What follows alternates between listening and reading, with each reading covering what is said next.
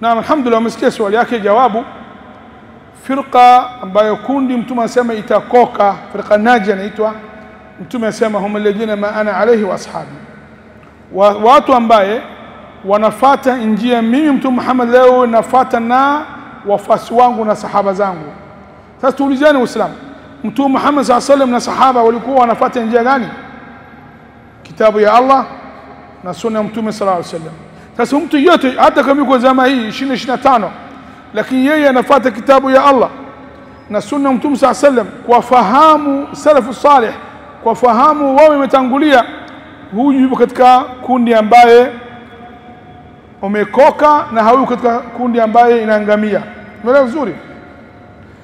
لأن الله تعالى في القرآن نسمع ومن يشاقق الرسول من بعد ما تبين له الهدى ويتبع غير سبيل المؤمنين نوله ما تولى ونصله جهنم وساءت مصيرا.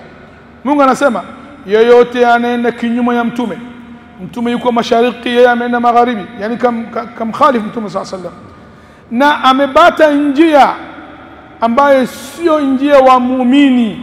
Sasa swali, wakati aya hii inashuka, muumini alikuwa Mungu anakusudia mtu ameenda kinyume na mtume baada haki kwake imebainika na kaenda njia ambaye sio njia wamebita muumini gani hao? Sio kina Abubakar. Wakati aya inashuka kuna muumini, mimi na wao tupo kina nani? Abubakar, Umar, Uthman, Ali, Aisha, السابقون الأولون والسابقون الأولون من مهاجر الأنصار. هاو njia unataka mtu afate. Hadi nyingine mtu anasema humul jamaa, watu wanakuwa kundi moja katika Uislamu. Sasa firqa najia, firqa kundi ambaye anafuata kitabu ya Allah na sunna ya Mtume sallam kwa fahamu wema wametangulia, hao ni itwa firqa najia.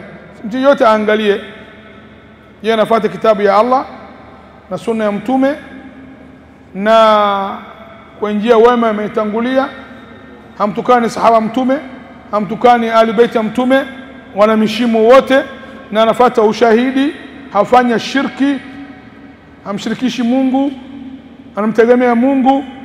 Huyu ambayo mtu katika firqa najia, hata kama ana upungufu fulani binadamu haikamiliki.